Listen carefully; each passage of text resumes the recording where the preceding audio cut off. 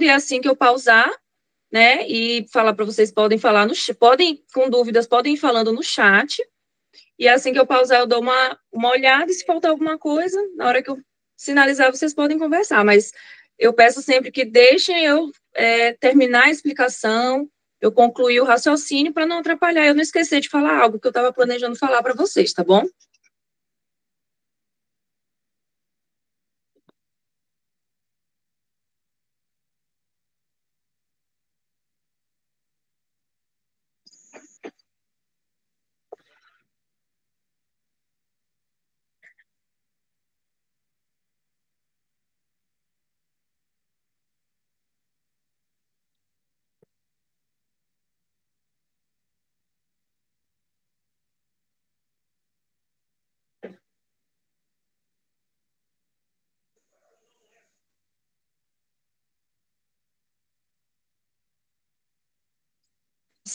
Já vou começar com uma questão que eu gostei muito.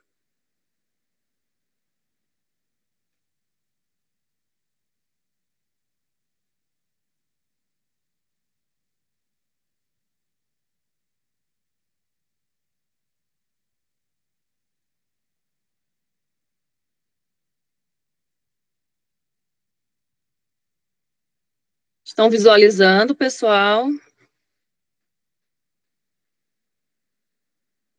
Pessoal, eu falo que eu gosto muito eu gostei muito dessa questão, eu achei ela uma questão inteligente, Sim. Tá? Eu achei ela uma questão muito esperta, que pedia um pouco de raciocínio de vocês, não era de fato uma questão difícil, mas tinha que raciocinar um pouco, né? Então, vamos aqui, o homem tinha 55 anos, e durante, né, a consulta ele estava com dispneia aos esforços físicos moderados, né? Ele tem uma tosse pouco produtiva há anos, que ele atribui a uma carga tabágica de 20 maços ano. Então, para quem não sabe calcular a carga tabágica, né, a partir de 20 maços anos, a gente considera uma carga alta tabágica, né? 20 cigarros é equivalente a um maço, você coloca quantos maços ele fuma na frente e bota por anos, né? Então, aqui 20 cigarros é um maço, então ele fuma 20, ele tem uma carga tabágica de 20 maços ano.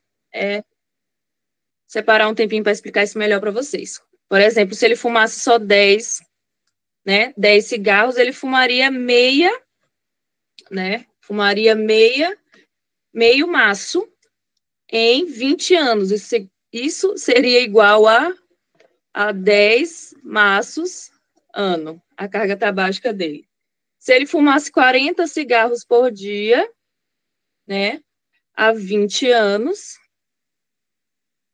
seria igual a 2 maços por dia, vezes 20, né? Então, ele teria uma carga tabágica de 40 maços ano. Então, você multiplica a quantidade de maços vezes a quantidade de anos que ele fuma. Maços por dia, no caso. E aí, ele vai te dar a quantidade de cigarros, e aí você consegue fazer um cálculo básico, né? Se 20 é uma, 10 é meia, 40 seria dois maços. E aí multiplica pela quantidade de anos que ele fuma. Isso é equivalente à carga tabágica dele. E aí ele te deu isso aqui, ou seja, ele te deu todos os dados para você ter a desconfiança que esse paciente tem DPOC. Então, ele te dá um homem próximo aos 60 anos, que fumou praticamente a vida inteira, que está com dispneia e está com tosse. Ou seja, ele praticamente entregou na sua mão uma DPOC. Entregou uma DPOCzinha na sua mão, já. E aí ele te deu aqui, né, achados de espirometria. O que ele te deu? O VF1, o CVF e o VF1 por CVF. A gente estudou o DPOC, nós sabemos que para a asma, a gente realmente precisa desse VF1 por CVF. Porém, para o DPOC, para a nossa classificação Gold, o que nós precisamos é realmente do volume expiratório forçado no primeiro segundo, ou seja, do VF1. E aí, como é que o Gold traz? O Gold, ele classifica, né, a gravidade, que é isso que a questão está pedindo aqui, né, os critérios pode ser funcionalmente classificada em, né, os critérios de gravidade vai ser 1, 2, 3, 4. E como é que é dividido? 1 seria leve, que é acima de 80% do volume esperado, após, né, o broncodilatador. Então, ele te deu aqui, quanto ficou após o broncodilatador. E aqui, para ser moderado, teria que ser entre 80% e 50%. O Gold vem em porcentagem, né? Entre 80% e 50%. Moderado. Para ser grave, seria entre 50% e 30%. E para ser muito grave, seria abaixo de 30% de volume esperado após o broncodilatador. Mas e agora, gente? Ele não me deu esse em 80, 50, 30. Só para a gente decorar, os números são 80, 50, 30. 80, 50, 30, 80, 50, 30. De VEF1, tá? Não confundam essa relação VF1 com CVF, tá? Ela não é utilizada para classificação. Ela é utilizada, essa razão é utilizada para você diagnosticar, né, confirmar ou não se após o broncodilatador ele vai se manter, né, nessa razão abaixo de 0,7, que não é o caso aqui. Ele quer saber uma classificação, tá? Classificação funcional. E é esses dados que eu estou trazendo, que seria entre leve, moderada, grave e muito grave. E aí ele te deu aqui, né, que o valor previsto é 3,65, porém o valor encontrado foi 1,73. E o que você, que é um revalidando esperto, vai saber? Que ele quer que você encontre essa porcentagem. Então, seria, né, numa regra de 3 simples, 1,73 dividido por 3,65. Seria aproximadamente 0,47, ou seja, 47%, né? Aqui você multiplica por 100, né? 47%, que fica onde nessa minha classificação? Entre 50% e 30%, ou seja, estágio 3. Excelente questão, né, pessoal? Achei realmente uma das poucas questões que o Revalida preparou que eu achei muito inteligente. E aí, pessoal, ficou alguma dúvida? Gostaram?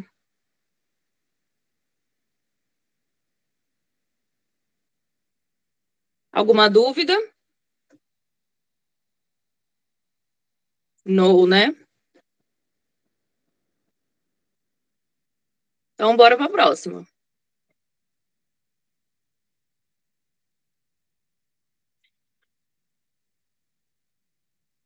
Essa aqui, né, foi um golpe, né, que o INEP trouxe. O INEP, normalmente, ele não gosta muito de se aprofundar nos temas de oftalmologia, apesar de que esse aqui não é um tema profundo, tá, gente? Ele não se aprofundou. O que ele trouxe aqui foi, de fato, uma situação de emergência, né? Só não trouxe o que ele costuma trazer, que era algo mais superficial, algo que não demandava uma atitude, né, muito profunda do médico que estava lá no plantão. Então, ele traz aqui um homem de 40 anos, né, atendido após sofrer um acidente de trabalho enquanto utilizava uma máquina de esmerilhamento. E relata que um fragmento metálico de alta velocidade ultrapassou a proteção de seus óculos e atingiu seu olho direito. O paciente apresenta dor intensa com perda parcial da visão e sensação de corpo estranho. E no exame físico, ele teve uma laceração bulbar com extravasamento espontâneo. Então, aqui, pessoal, além disso, eles trouxeram uma situação que nunca tinha vindo em outras provas, que foi da perfuração, uma perfuração, né, da conjuntiva. Ou seja, é uma situação totalmente diferente aqui. Então, a gente não tem somente um corpo estranho que está causando lá uma irritação no olho do paciente. Né? Ele chegou a perfurar, tem extravasamento, né, do conteúdo do olho.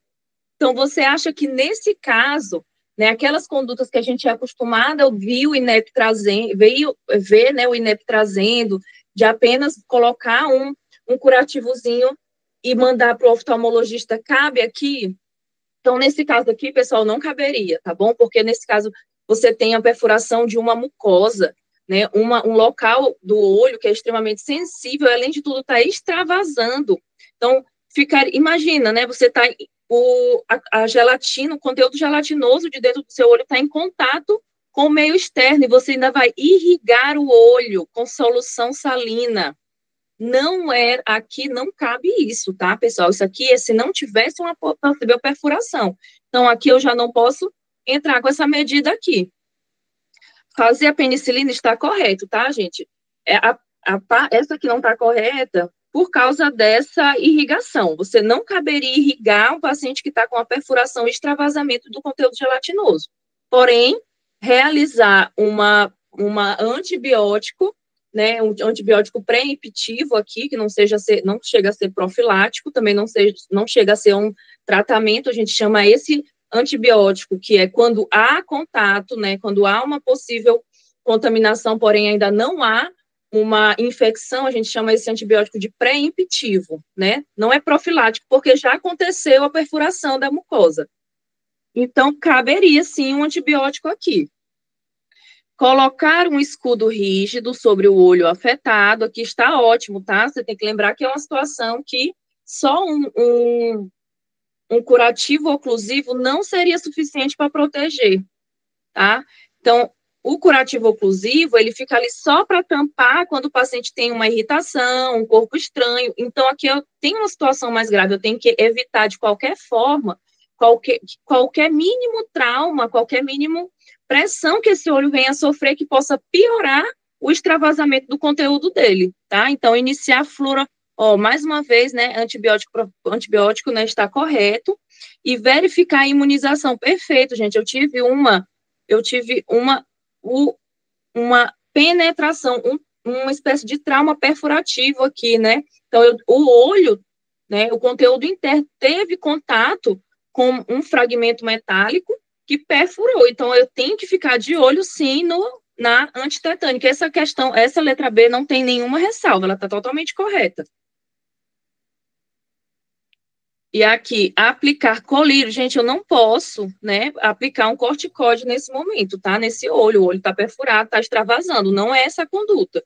Eu tenho que realmente proteger ele, fazer um antibiótico, verificar a imunização desse paciente, tá bom? E evitar qualquer líquido, colocar qualquer líquido, exercer qualquer pressão.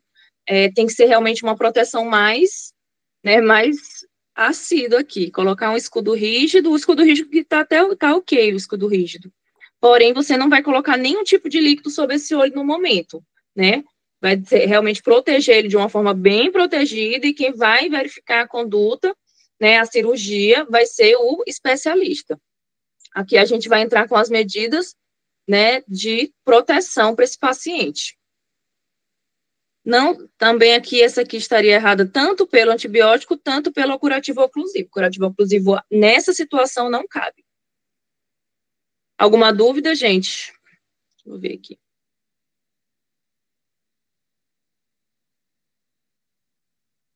No...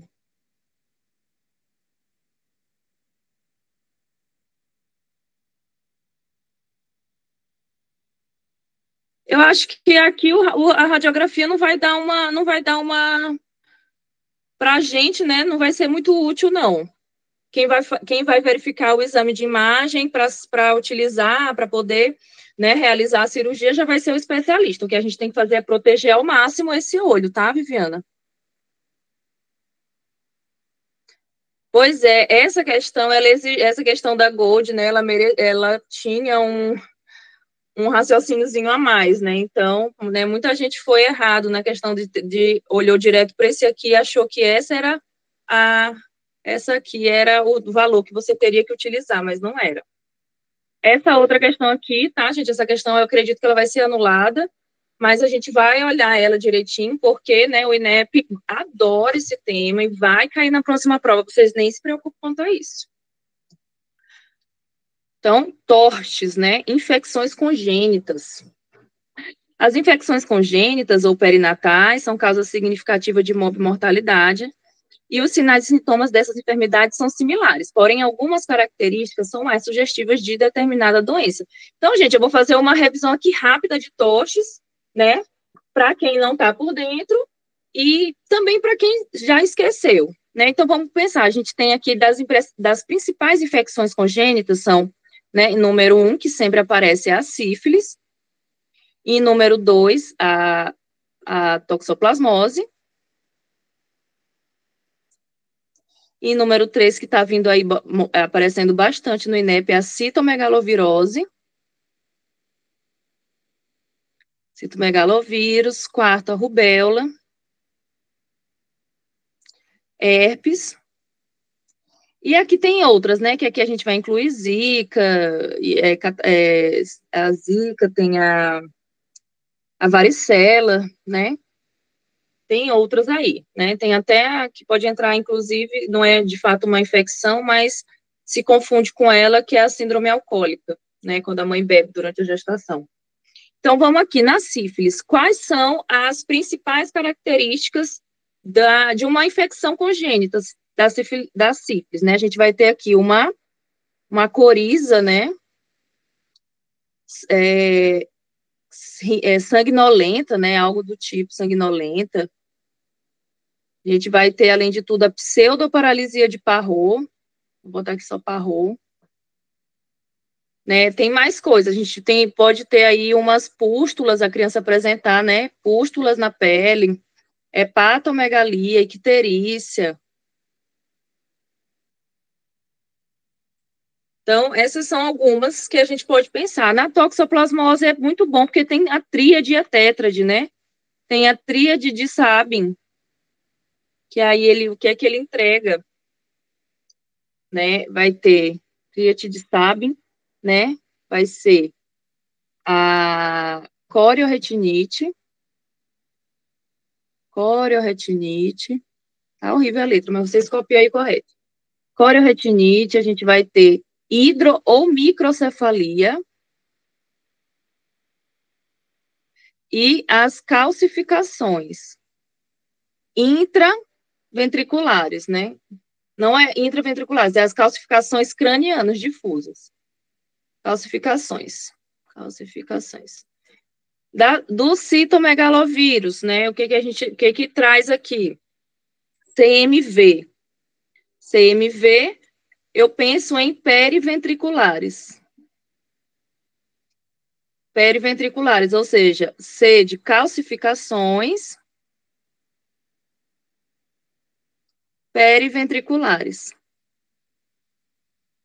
Então, falou em V de ventrículo, eu penso em CMV, periventriculares. A rubéola, gente, a rubéola é a doença do coraçãozinho, do olhinho e da orelhinha, tá? Então, a criança ela vai nascer com uma cardiopatia, vai nascer com dificuldade auditiva, né? Vai nascer com alguma deficiência auditiva, né? Ela pode nascer com cegueira,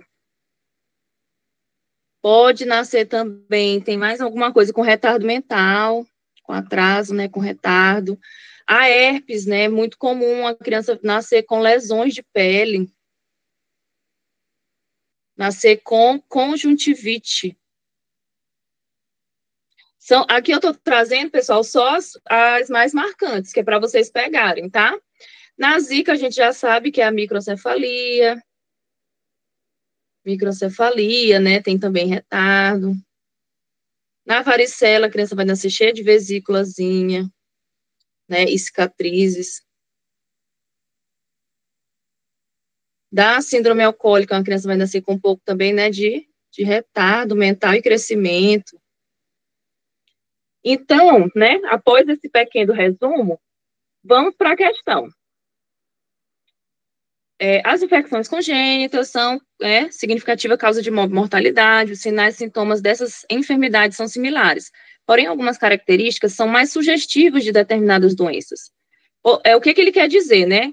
São similares, então quase toda criança que tiver uma infecção congênita, ela vai vir com hepatomegalia, com icterícia, né? Pode ser uma criança cheia de lesão de pele. Então, enquanto a gente está dentro dessas características, não dá para você ter certeza de quem é.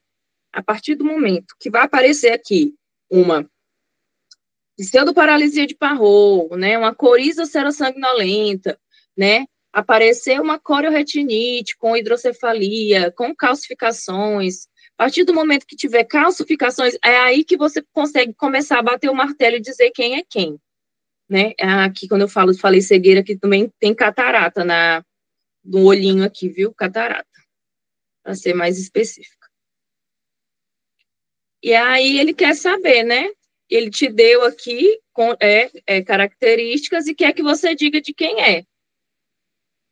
Então, vamos aqui de baixo para cima.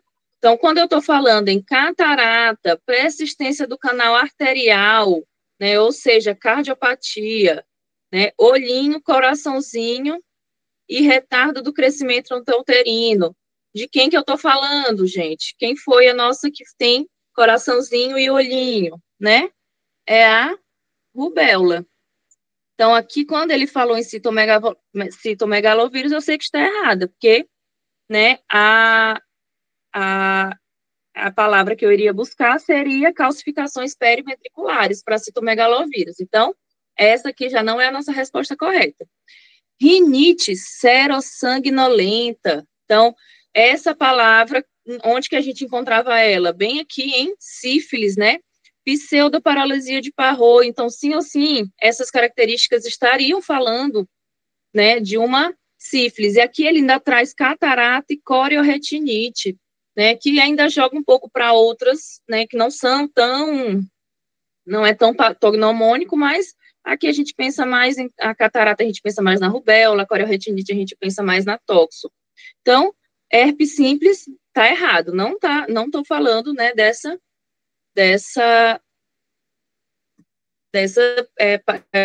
doença congênita.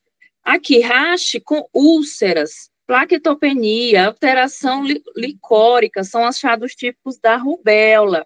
Então, por mais que eu não soubesse de quem é o rache malai e as úlceras, eu sei que essas lesões de pele, né, com úlceras, eu tendo mais a pensar em herpes, né, que a herpes primeiro, ela passa por um estágio de vesículas, depois por úlceras. Então, aqui, rubéola congênita, eu sei que não é, porque eu já sei também que né, as características dela são essa aqui, catarata, presença do canal arterial, né, que é uma cardiopatia. Então, a minha B também está errada, bem errada. E a que sobrou para mim, né, que não está totalmente certa, porém, é a menos errada, acaba sendo a letra A. E eu já dizer por que ela não está tão correta, né? Então, quando eu falo em hidrocefalia, hepatosplenomegalia e icterícia, eu estou muito bem falando de uma toxoplasmose, tranquilamente, né? Lembra aqui das características da tríade, né? A hidrocefalia e mais as características que elas são, né? Não são tão específicas, que é a hepatosplenomegalia e icterícia, que ela pode acontecer em várias. Só que ele me trouxe esse dado aqui que eu acredito que o avaliador pecou muito, né? Ou ele não sabia, ou ele quis confundir, ele trouxe essa plaquetose. Então, a gente sabe que quando tem ose, é excesso, né? É aumento das plaquetas. E o certo aqui seria plaquetopenia, né? Trombocitopenia, plaquetopenia, que é o achado que pode acontecer na criança com toxoplasmose, né? Então, essa resposta aqui, ela seria menos errada, mas ela não está totalmente certa. E eu acredito que ela vai ser anulada, tá bom? Aí vai ponto para todo mundo. Alguém errou ela no gabarito que saiu preliminar?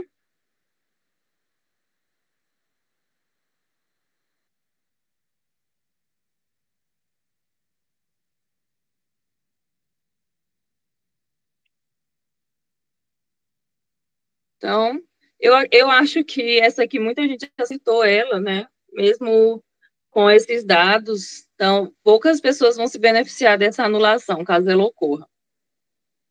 Aqui é uma questão maravilhosa, eu sabia que ia cair, né, os sangramentos da segunda metade. Então, bora lá, uma mulher de G1P2, né, primeiro dela foi vaginal, ela estava desacordada, ela teve uma dor abdominal, desmaiou, ela é hipertensa e apresenta tônus uterino aumentado. Então, pessoal, com esses dados aqui, já são suficientes para eu chegar no diagnóstico. Eu tenho uma paciente com dor abdominal, que é hipertensa crônica e que está com tônus uterino aumentado. Eu não precisaria nem terminar de ler para ver qual é o sangramento que ela apresentou para eu chegar na minha principal suspeita diagnóstica, que é um descolamento prematuro de placenta. A clínica está perfeitinha, não restou dúvida. E então, o que é que a questão vai querer da gente? Conduta, né? Além de tudo, o que é que ele traz para a gente? É uma paciente em estado de hipotensão, né? Essa paciente, ela está grave. Então, o que é que a gente vai fazer? Uma paciente com a DPP em estado grave. Não tem outra, né, pessoal? A mulher vai ter que ir para cesárea, tá? Essa mulher, ela vai ter que ser restabelecido o fluido dela e ela vai ter que ir para cesárea. Então, diante desse quadro clínico, assinale a alternativa que apresenta, respectivamente, o diagnóstico e a conduta. Então, aqui onde eu tenho placenta prévia eu nem vou ler, porque a gente sabe que placenta prévia não tem dor. Isso aqui é básico, tá, pessoal? Então, dos sangramentos de segunda metade, quais são os nossos principais diagnósticos? Esses vão ser o DPP, que é o descolamento prematuro de placenta, vai ser a placenta prévia, né, vai ser a ruptura uterina, que ela não entra tão parecida, que ela tem alguns sinais, né, ela tem o sinal de Bland-Frommel, né, ela faz aquela barriga de ampulheta, então ela tem uma clínica um pouco mais robusta, e ela causa na mesma hora um choque hipovolêmico na mulher, né, então ela é bem florida, pode ser que ela venha aí na próxima, que ainda não apareceu. Né, a gente tem a ruptura de vasa prévia, né, ruptura de seio marginal, que são basicamente rupturas, né, dos vasos sanguíneos ali, né, cordão umbilical, que podem trazer uma possível instabilidade hemodinâmica para o bebê, tá? Então, esses são diagnósticos diferenciais, lembrando que sangramento com dor, eu estou falando de DPP, e sangramento sem dor, eu estou falando de placenta prévia. Então, aqui a gente já sabe que é uma DPP.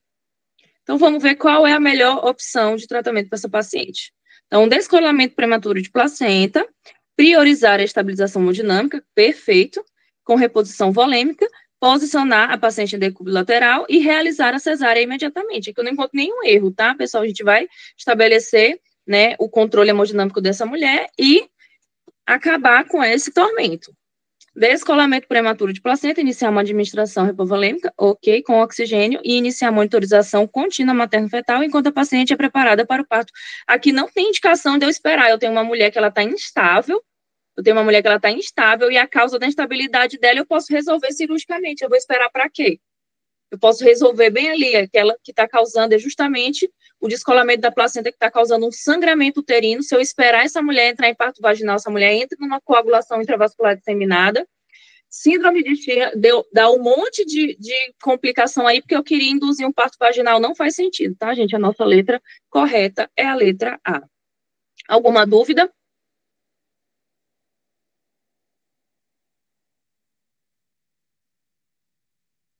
A força do ódio, Ruth.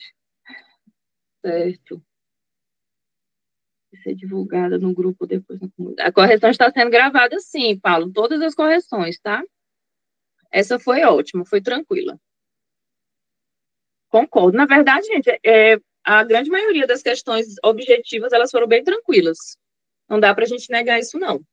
Né? Teve aqui, acho que se contar nos dedos, umas 3, 4 no máximo, sem noção.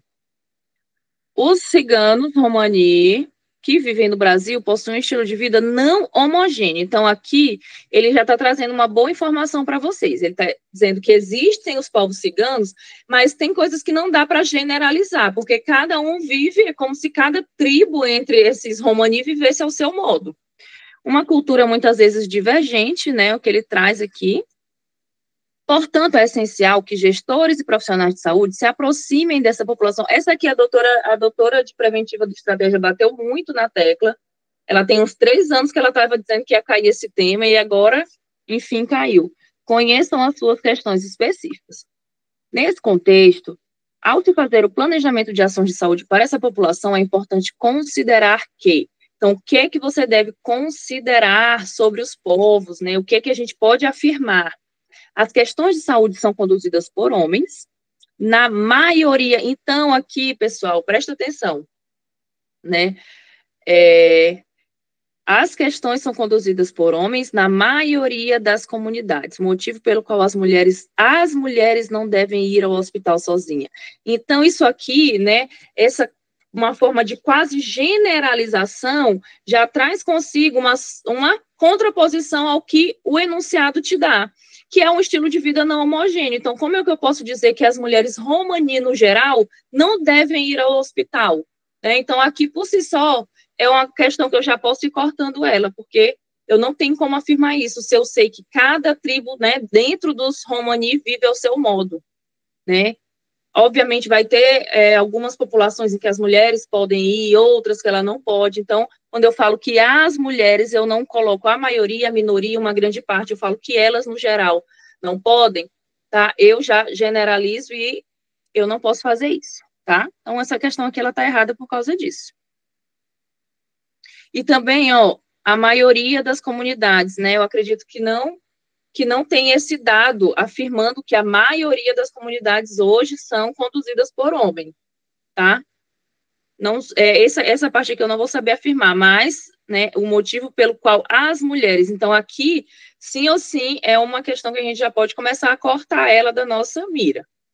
A depressão e o suicídio são problemas de saúde nas comunidades ciganas, com maior incidência em mulheres. Veja que aqui ele já traz um dado, assim, que é um dado foi coletado, né, que é uma maior incidência em mulheres, né, são problemas de saúde nas comunidades que têm uma maior incidência em mulheres, sendo motivados pelo racismo, ou seja, o racismo que a população sofre nas cidades onde se alojam, por onde passam, e por outras formas de violência. Então, aqui já ficou um pouco mais vago, né? Não generalizou, não se opôs contra o enunciado, falar sobre a forma não homogênea deles viverem. Então, aqui até agora a gente não tem nenhuma ressalva na letra B. As mulheres são as lideranças mais respeitadas por toda a comunidade romani. Olha, no começo já começa pecando, né? Falou em toda. Por isso, para criar um vínculo de confiança à comunidade, os agentes públicos de saúde devem iniciar interlocução por elas, tá, gente? Essa questão está errada, tá? Não dá para falar que toda a comunidade romani e as mulheres estão liderança, já que a própria questão já vem te dizendo que não existe generalização nessa comunidade. Os povos cigano-romani optam, em sua grande maioria, por se manterem nômades, né? Pessoal, isso aqui não é verdade. Tá? Inclusive, né, quando a gente abriu a primeira live, né, para falar dos romani, dos ciganos, a gente acabou vendo que tem diversas cidades por aí que o pessoal conhecem romanis e ciganos que vivem, que moram em condomínios, né, que estão muito bem alojados. Né? Então, nossa correta vai ser a letra B, tá? Que não tem ressalvas dessa questão, essa opção.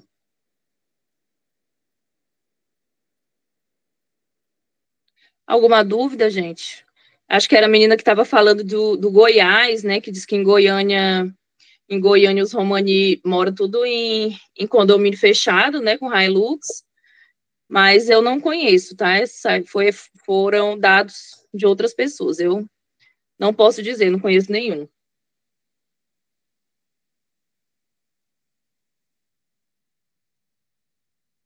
Próxima, né? Questão 26, né? Um homem de 67 anos.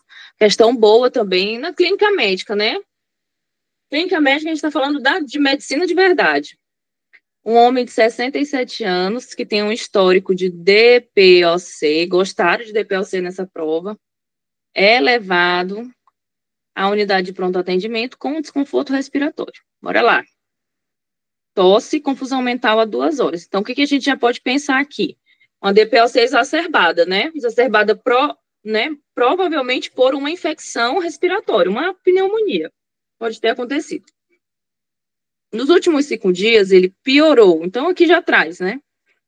E mudança no aspecto da secreção, que era amarelo claro, que normalmente, né, é um amarelo clarinho, e ficou verde escuro. Então, aqui já praticamente confirma que esse paciente, né, adquiriu, né, porventura, uma pneumonia, né, o paciente DPO cítico, ele é um paciente que ele tem tendência a piorar, né, ter piores casos de pneumonia, de infecções de vias respiratórias, e aí é isso que acontece, uma exacerbação da DPLC, o paciente realmente fica bem grave.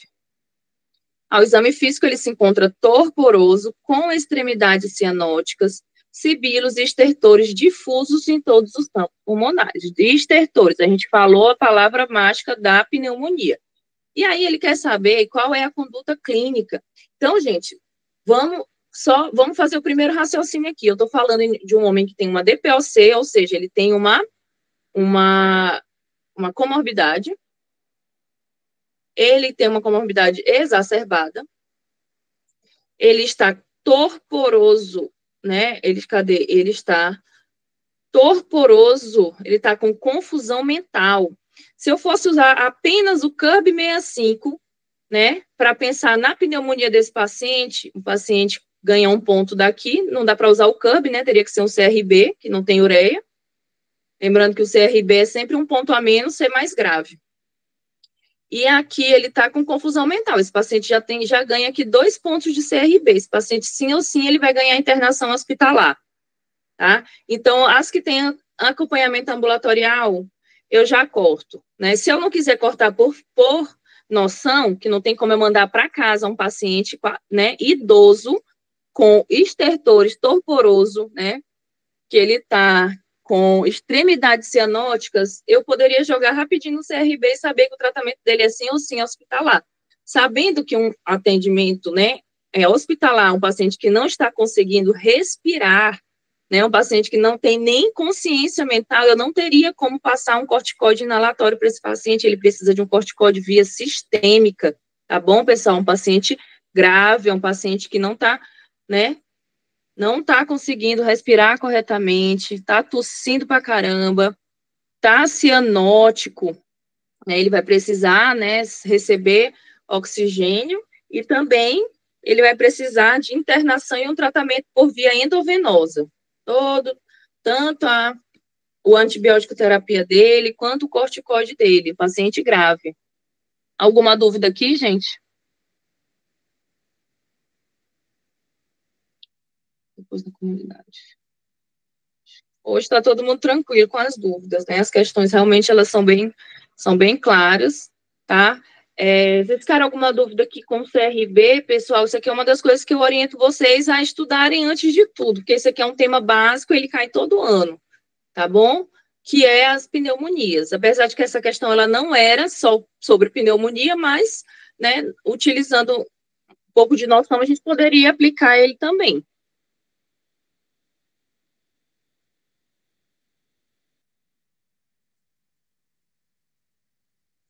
Então, aqui, né, eu tenho um paciente do sexo masculino, com 18 anos, né, que chega com dor abdominal em mesogastro e epigastro. Iniciou insidiosamente, progrediu, e agora ele está com náuseas e hiporexia. Então, mais uma vez, o quadro clínico perfeitinho, recheadinho de clínica, de uma apendicite, né? Provável apendicite. Paciente homem, jovem, com dor que progride, com náuseas, hiporexia, tá redondinho, tá perfeito. Uma evolução de 24 horas, parece até a mesma questão, a prova parece que tem umas questões repetidas, né?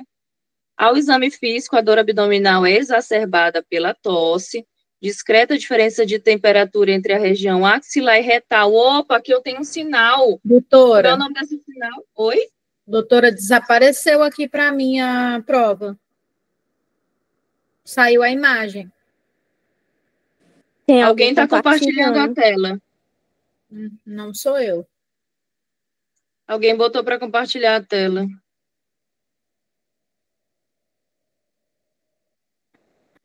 Maria Josinete que está. Voltei, tá, gente?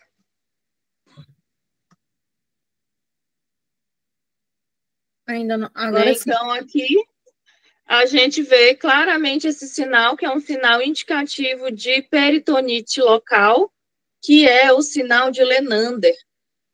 falando mais ainda a favor do nosso diagnóstico de apendicite. Então, o que a questão quer saber? Eu não preciso nem terminar de ler, né, pessoal, para eu saber que é uma apendicite, né? Mas vamos terminar. Abdominal exacerbada, né, os exames laboratoriais, dor à palpação mais profunda na região inferior direita do abdômen. Opa!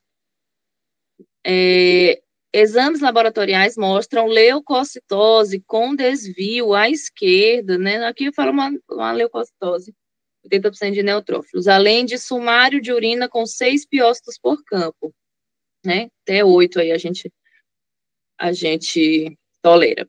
Com base no quadro clínico laboratorial, qual o achado clínico complementa o diagnóstico? Qual é o meu diagnóstico? Apendicite. O que é que eu preciso encontrar nesse paciente para confirmar?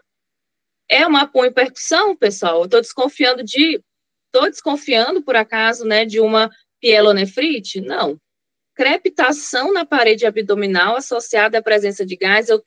Isso aqui fala a respeito de uma pneumoperitônio. Eu estou desconfiando de perfuração de víscera oca? Não. Dor à palpação do hipocôndrio direito durante a inspiração, como é o nome desse sinal? Murphy eu desconfio quando eu tenho colecistite. Não também, gente. Então, questão maravilhosa para vocês ganharem um ponto aqui dado. Brincadeira, tá, gente? Eu sei que na hora, né, a gente para raciocinar não é a mesma coisa. Porém, seria realmente uma dor à descompressão do ponto de McBurney, né? Ponto de McBurney. Ou seja, eu ia confirmar uma peritonite localizada, confirmando o meu achado de apendicite, né? Que o meu apêndice secal fica encostando no peritônio, inflamando ele. Alguma dúvida?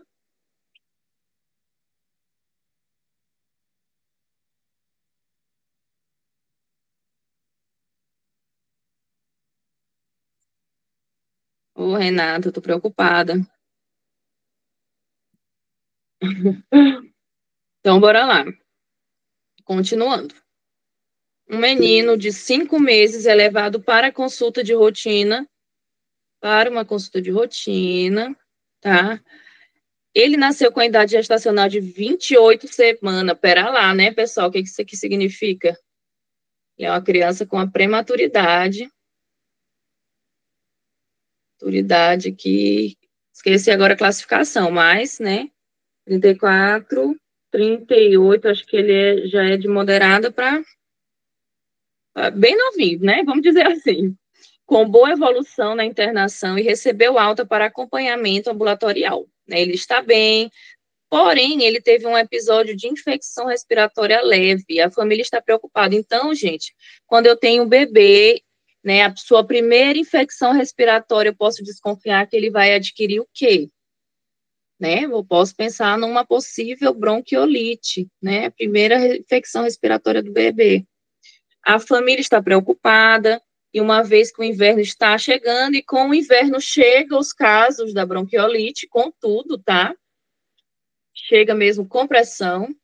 E aqui, né, a questão está toda te jogando a pensar, como é que a gente vai fazer para proteger esse bebê da bronquiolite? Uma vacina. Vacina que o recém-nascido recebe para bronquiolite, como é que é o nome? É a nossa linda, belíssima Palivizumab, tá bom? Então, pessoal, é a letra B, a nossa resposta correta, tá? Então, bora aqui. Fazer a anti-influenza de imediato? Não, tá, gente? A influenza, ela é sazonal, né? Ela não tem essa relação com a prematuridade, com o inverno. Manutenção do calendário vacinal atualizado, encaminhamento para infectologia infantil, né? Não, nesse momento, né, ele não tem a indicação de ir para o infecto, né? Ele está só com uma infecção respiratória leve. E aqui sim, aqui é óbvio, né? Tem que manter o calendário atualizado. Porém, ele tem direito, por ele ser um RNzinho, né? Prematuro a esse anticorpo monoclonal. A manutenção do calendário vacinal atualizado, correto, e a administração de omalizumab em caso de infecções. Não, omalizumab, se eu não me engano, ele é um anticorpo utilizado para o COVID, tá? O anticorpo utilizado para a bronquiolite é o palivizumab, tá, pessoal? Alguma dúvida? E essa é uma atualização nova agora, né, do Ministério da Saúde, de 28 a 32 semanas tem que fazer sempre, né, o Paramizu, essa Então, o vacina aí? Palivizumab é agora para a gestante, tá? Mas para o recém-nascido, o prematuro, ela já tinha, tá bom? Realmente Ah, é uma verdade, atualização, verdade, verdade, tá? bem lembrado. Para gestante de 28 a 30 semanas? Isso. Eu não tenho certeza agora se é de 30 a 32, vou ficar devendo. Mas eu sei que é nessa faixa, de 28 a 30 ou a 32, nessa... Uma primigesta de 24 anos chegou à maternidade com queixa de cefaleia, febre e dores articulares leves há 5 dias. Que relata que houve piora da febre, surgimento de manchas pelo corpo. Gente, eu tinha tanta certeza que ia cair uma dengue numa gestante. Eu fiz questão de bater nessa tecla na minha aula de dengue. Não sei, acho que foi uma amiga minha que disse que tinha sonhado com dengue na grávida. A obstetra verifica o cartão de pré-natal e constata que ela está com 22 semanas de gestação, já realizou 3 consultas, sempre com sinais vitais normais, exames laboratoriais sem alteração. O exame físico, o paciente apresenta-se em bom estado geral, lúcida, orientada. Durante a análise clínica, foram obtidos os seguintes resultados. Então, uma mulher gestante de 24 anos está com dores articulares leves. Olha aqui, pessoal. Se ela apresentasse dores articulares intensas e limitantes, em qual doença eu pensaria? Primeiro, na Chico, tá? Essa aqui é a palavra. Então, quando a gente está com dengue, a gente realmente fica todo dolorido, fica mesmo quebrado. Mas com a chikungunya, o babado é mais forte, tá? É realmente para a pessoa não conseguir nem se mexer. E relata ontem que houve piora da febre, a obstetra verificou que ela tá, beleza, já fez, né, bastante consulta, tá certinho. E na análise dela, a gente tem uma pressão arterial, né, um pouquinho baixa, mas não tá hipotensa. Frequência cardíaca tá ok, saturando ok, temperatura tá febril, altura uterina ok, batimentos cardíacos fetais, tudo dentro do normal. No hematócrito, né, considerando esse resultado aqui de 38%, ela está dentro do normal, ela não está com uma concentração, né, uma hemoconcentrada. Lembrando que quais são os sinais de alarme que a gente tem para dengue, né, o Silva 3H. Toda vez eu lembro dele, eu não lembro direito do que tem nele, mas vamos tentar lembrar aqui, né, sangramentos, né, aqui seria lipotimia, não, aqui seria Não, é L. líquido. O L é líquido acumulado. Líquidos, né? Líquidos em cavidades. Isso. O I é o quê? Irritabilidade. Irritabilidade ou letargia. Irritabilidade ou letargia. Vômitos incoercíveis. A de dor abdominal. H de hematócrito elevado. Né? Aqui de hepatomegalia e o outro H de hipotensão postural, ou seja, aquela tontura que dá quando a pessoa se levanta. Então, né, eu já consigo imaginar que 2 sinais de alarme, que são qualquer um desses aqui joga o paciente automaticamente para o grupo C, essa paciente ela não tem, porém ela tem uma coisinha, né, que joga ela para um grupo, que é a gestação, que jogaria ela para o grupo B, tá? E isso acho que nem foi pedido aqui, né? Foi uma questão bem leve, né? Nesse caso, a principal hipótese diagnóstica e a conduta a ser adotada seria a principal hipótese diagnóstica, né? Lembra sempre, gente, a paciente chegou com febre, dor no corpo, a nossa primeira hipótese diagnóstica é dengue. E dependendo do que ela for apresentando de diferente, a gente pode ir pensando em outras coisas. Então, vamos lá. Para a chikungunya, ela teria uma dor, uma artralgia limitante, incapacitante. Para a zika, a gente fala de uma febre mais leve, a gente fala de um exantema, né, pruriginoso, a gente fala de conjuntivite não purulenta. Então, falta um pouquinho de informação para ser uma zika. A febre do Oropouche, muito semelhante com a dengue, tá? Muito semelhante com a dengue, porém, ela é uma dengue que retorna. Passou, o cara pensou que está bem, com uma semana volta. Pensou que estava bem de novo, com 15 dias volta, né? Eu vi relato de gente que está quase 30 dias doente de Oropouche, tá? Então, faltou também informações para a gente pensar na Oropouche. Então, até o momento, a nossa principal hipótese, veja bem, saibamos interpretar, é a dengue. E internar imediatamente a paciente, iniciar hidratação venosa, dipirona endovenosa e realizar controle diário de plaquetas. Hemoglobina, leucócitos totais. Ela está com uma plaquetopenia aqui severa, né? Apesar, né, de que isso não configure imediatamente, né, um fator de alarme para outros pacientes com dengue, se pensando numa gestante, né, isso sim já considera um fator de gravidade para internação, né, se fosse para qualquer outra pessoa, né, a plaquetopenia por si só não indica internação, tá bom?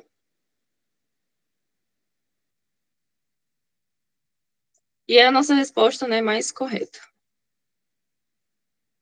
Essa aqui que foi a polêmica, né? Polêmica essa questão. Fui atrás, fui pesquisar direito para eu entender o que ela queria dizer, né? Essa questão ela é sobre determinantes sociais em saúde, né? DSS, eu dei uma aula sobre isso, tá? Só que o INEP sempre vai um pouco mais além, né? Essa aqui foi uma das questões sem noção. Né, enchentes, determinantes sociais em saúde, né, são coisas que não estão diretamente relacionadas à saúde, porém que podem determinar que tipo de condições de saúde um ser humano vai ter. Então, vamos supor, né, que a pessoa mora numa palafita, mora num local à beira-rio, na beira, né, de um local que não tem saneamento básico, que não tem água encanada, que não tem, né, que passa um esgoto na frente da casa dela, então eu não posso dizer que os determinantes, né, os fatores que determinam a saúde dessa pessoa são igualmente, né, comparáveis ao de alguém que mora numa casa num condomínio de luxo, numa casa bem arejada, numa casa que, né, tem água encanada, que toma água filtrada. Então, é sobre isso, tá? E aqui ele pediu uma bela de uma interpretação, parecia uma questão do Enem. Enchentes, secas, ondas de calor, tempestades tropicais, incêndios florestais e aumento do nível do mar estão diretamente relacionadas à escalada dos determinantes sociais em saúde. Esses fatores podem levar ao aumento de doenças cardiovasculares. Então, ele queria que você soubesse, né, quais desses fatores aqui estariam relacionados com o aumento de doenças cardiovasculares, considerando, assinale a alternativa correta com relação às ações de promoção de saúde. O que é a ação de promoção de saúde, né? É você agir, né, de forma de agir na prevenção primordial, né, que a gente fala, evitar que aquele indivíduo venha a adoecer, né, aqueles indivíduos no geral venham a adoecer, né, não pensando numa doença diretamente, como no caso de uma vacina, né, que a vacina mira uma proteção específica de uma doença, uma promoção de saúde, ela mira um conceito de saúde como um todo, de manter a população, manter aquele povo distante de um possível adoecimento. Então, vamos começar de baixo para cima, né? As atividades de educação em saúde acerca do estresse climático são desaconselháveis nas escolas. Então, aqui já começa errado, tá, gente? Né? Devido ao risco de sofrimento emocional. Então, né, o ideal realmente é que se eduque, né, sobre saúde, né, sobre estresse climático, para que as pessoas tenham conhecimento, né? Isso aqui, o conhecimento, ele liberta, ele não traz sofrimento. A elevação da pressão arterial é um efeito comum das ondas de calor. Por isso, é indicado aumentar as doses de antihipertensivos. Isso aqui está errado, tá, gente? O calor, ele é vasodilatador. Quem é vasoconstritor, né, que pode, né, ter alguma relação com os antihipertensivos, seria mais o frio, tá? Só lembrando que inclusive no frio que a gente tem muitas ondas de angina. Tá tudo correlacionado, tá, pessoal? Porque causa essa vasoconstrição. Então, essa questão aqui, ela está errada por um conceito puramente fisiológico. As plantações de milho para a produção de biocombustível, eu acredito que, na verdade, a grande maioria das pessoas ficaram entre essas duas opções, né? A exposição, né, e poluição do ar pode acarretar no aumento do risco para hipertensão. Então, gente, esse aqui é um dado que ele é verdadeiro, apesar de pouquíssimo conhecido, né? Existem uma comprovação robusta de que pessoas que vivem em locais com alta poluição, né, que tem, por exemplo, né, as janelas, suas portas, que tem acesso, né, a avenidas com muita poluição, tem maior risco de hipertensão. Então, essa questão ela foi bem ruim, porque é um dado pouquíssimo conhecido, muitas pessoas não realizariam essa correlação, inclusive eu provavelmente teria grande dificuldade, né, de não marcar a letra B nessa questão, porque eu realmente não conhecia esse dado, não vou mentir, mas ele está correto, tá bom? Então, pessoas que vivem em locais poluídos, poluição do ar, né, tem mais chances de desenvolver hipertensão, diabetes, dermatite atópica, isso aqui está mais fácil da gente imaginar. E indica-se fechar as janelas em horários de maior fluxo de carros, a fim de reduzir a exposição a poluentes. Parece um pouco sem noção, mas não está errado, tá bom? E aqui, o que essa questão B traz? As plantações de milho para a produção de biocombustível configuram uma importante tendência no país. Isso aqui está certo, tá, gente? Isso aqui realmente é um tema quentíssimo para quem estava ligado no agronegócio, não para o Revalidando. Uma vez que aumentam a oferta de empregos, sim, e melhoram condições de vida. Aqui é o que ficou mais errado aqui, tá? Tipo, que as produções de milho, normalmente, elas não vão melhorar as condições de vida dos pequenos e médios produtores, né? As produções de milho, elas são para os grandes produtores. Não existe, né, uma relação. Então, eu acredito que seja esse milho aqui para biocombustível, não aquele milhozinho, né, que o carinha vai lá e vende ele assadinho na beira da estrada. Então, por isso, né, que a nossa opção mais correta é a letra A. Então, pessoal, alguma dúvida, algum trauma? A diabetes aí, que me deixou, ainda marquei ela e tirei na hora de marcar no gabarito por causa da diabetes. Então, gente, hoje o nosso encontro ele foi rápido, né? Nós estamos em poucos, mas a semana que vem a gente segue no nosso horário oficial, que vai ser às 1h30 da tarde. Eu vou seguir, né, fazendo correções dessa prova, né, explicando, né, tema por tema, dando uma caprichada para vocês. Quero saber se ficou alguma dúvida hoje, se vocês gostaram da explicação, se está claro para vocês. Foi tranquilo hoje, né, Nunes? Pode perguntar, Viviane. Doutora, da dengue lá, que a senhora falou da questão 29, no caso, ela vai ficar só na B mesmo? Vai ser dengue B? Sim. Ah, tá. Obrigada. Doutora Fabiana, as reuniões Sim. serão só durante o dia? Vai ter à noite, vai ter horário para a noite fixo também? Não, não tem horário à noite fixo, tá, Paulo? Os horários são durante o dia, tá? Tá bom, é porque eu trabalho. Mas como a gente já falou, né? É o que a gente tem de fixo. Porém, né, a gente vai avaliar aí futuramente se existe disponibilidade de alguns horários. Né? Por enquanto, não temos, tá? Por enquanto, não temos disponibilidade de horários à noite fixo. Tá? O que a gente pode avaliar aí futuramente um sábado, né, algum dia da noite, para principalmente focando nas discursivas, tá bom? Mas isso aí vai ficar mais para frente. O que a gente tem agora de concreto são as aulas durante a tarde. É que eu perdi o começo ali. Aquela questão 21 foi corrigida hoje? A do DPOC lá, do Gold? Classificação de Gold? Foi corrigida hoje, tá? Tá. Eu vou ver depois o vídeo, então. Obrigado. Tá? Eu tô corrigindo 10 questõezinhas por dia, tá? Provavelmente na semana que vem, que eu vou estar com um tempo melhor. Agora, realmente, acaba ficando um pouco tarde. Eu consigo aumentar a minha quantidade de questões para dar uma acelerada, tá? Mas hoje, né, como a gente falou, né, tá sexta-feira, tá na hora de descansar. E os vídeos dessa correção estão ficando no YouTube. Deus deve. Não sei como se habla tu nome. Não sei de onde você é, tô falando. Mas a aula de ontem ficou em algum lugar? Ana, a aula de ontem, ela é uma aula da nossa mentoria prática, ela fica Sim. nos arquivos para a prática, tá? Eu faço a prática. Pois é, a gente tem o arquivo da prática no Telegram, tá? A gente tem o Drive e o Telegram da prática, vai ficar. Ok, obrigada. Oi, doutora, tá certo. Falou, meu nome é certinho. Obrigado aí. Tá bom. Tchau, tchau, pessoal. Tá, obrigado. Tchau. Tchau. Tem gente pedindo para eu responder a 31 aqui. Tá, deixa eu dar uma olhadinha aqui. Um homem de 40 anos procura a unidade básica de saúde, relatando que está com tosse produtiva há 3 meses, né, associada a febre vespertina, perda de peso, nega histórico de tuberculose. Na UBS, ele realizou um teste rápido molecular. Então, gente, a gente estudou isso, né, quando a gente viu tuberculose e HIV. A gente tem uma aula no YouTube também, procurem lá, gente, o nome do nosso canal é Comunidade Revalida, procurem lá a doutora Lore Fabi.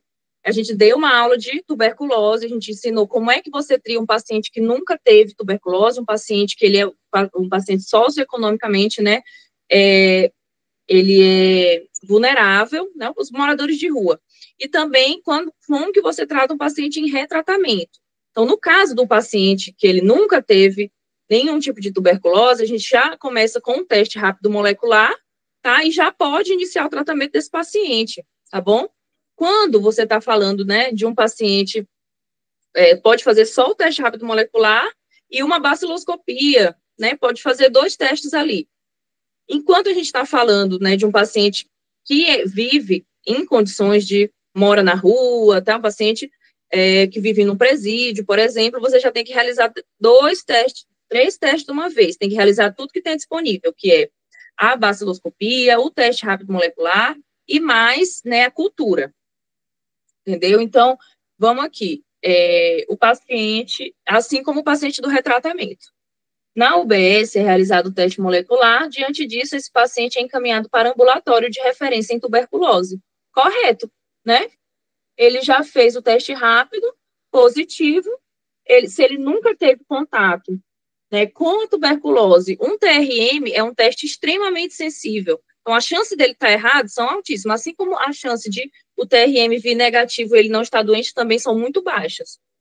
Então, a conduta médica, ela foi correta, a conduta médica foi correta, gente. Não precisa, tá? Não, sendo desnecessário aguardar a baciloscopia no SCAR. O encaminhamento do paciente deve ser cancelado. Não, o encaminhamento do paciente deve ser mantido, além de cultura de teste de sensibilidade. Adequado.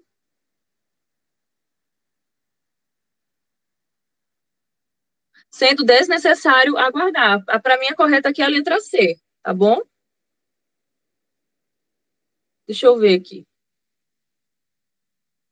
Qual é que tá pelo INEP?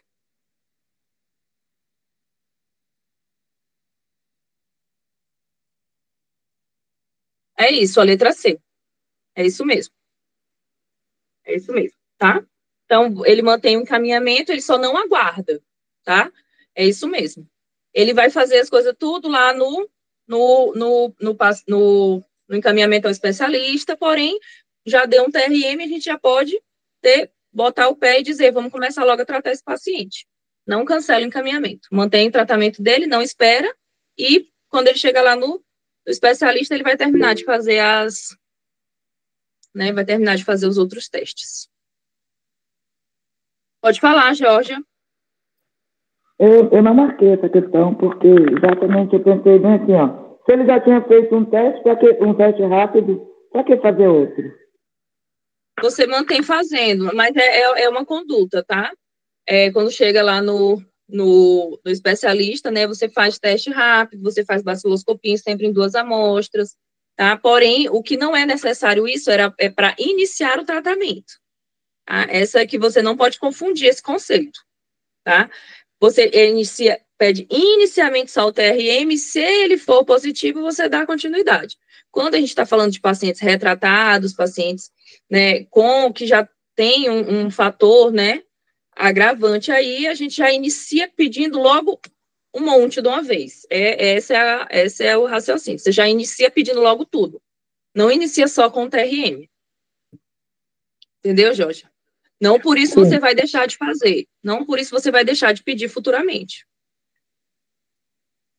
Eu pensava que era só uma vez. Fez isso, aí depois faz outro. Não. Baciloscopia, cultura, essas coisas todas, né? Não. É assim mesmo. Então, pessoal, né, por hoje foi bem tranquilo, foi rápido, como eu falei, né? A cestinha, vou deixar vocês descansarem e semana que vem a gente começa a full. Pessoal, não sei se vocês sabem, né, a gente está com pouca gente presente aqui. Ia falar que a doutora Jéssica, né, que é a doutora que estava presente aqui hoje, ela também vai estar dando aula, tá, para vocês, para quem está na teórica. Ela não sei se todos conhecem, mas ela é maravilhosa, tem uma didática muito boa, tem muito conhecimento, então ela vai agregar muito, podem ter certeza, tá? Vai ser muito bom para vocês ter a presença delas para ajudá-los. Por aqui, gente. Tô por aqui, gente. A nossa forma de estudar vai ser grupal. A gente vai, assim... Eu gosto muito de interação, que todo mundo participe, né? Que a gente discuta mesmo as questões para entender o motivo de que estamos marcando a questão, né? Então, a gente vai fazer umas aulas bem legais aí, bem didáticas, para a gente estudar bastante. Isso mesmo, a Jéssica, ela arrastou uma multidão aí, ela criou o grupo da Jéssica, né, nessa primeira fase, com a didática, né, com a forma dela discutir. Era o grupo da Jéssica, conhecido por todo mundo. Então, né, podem confiar que vocês vão também estar em boas mãos. Como faz para entrar nesse grupo dela, doutora? Olha aí, ó, o grupo mais disputado. Agora nós vamos participar, vai ter o grupo aqui também. Vamos ter algumas semanas aí com vocês, pessoal. É a Leão, aham. O pessoal perguntando.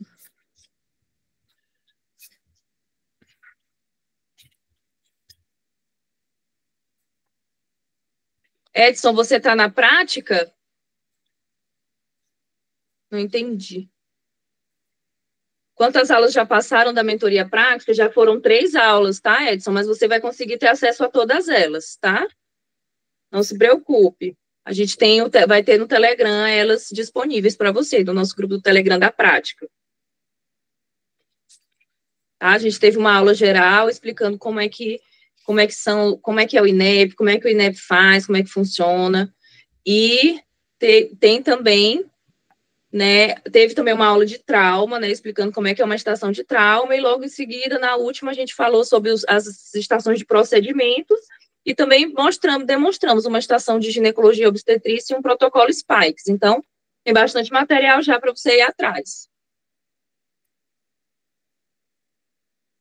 Então, pessoal, né, esses eram os recados que eu queria dar, tá? Espero que tenha ficado tudo claro, que tenha entendido, tá bom? A gente se vê depois do Frei Gilson, Jéssica, nas reuniões 5h30 da manhã. É isso aí, é fé e foco.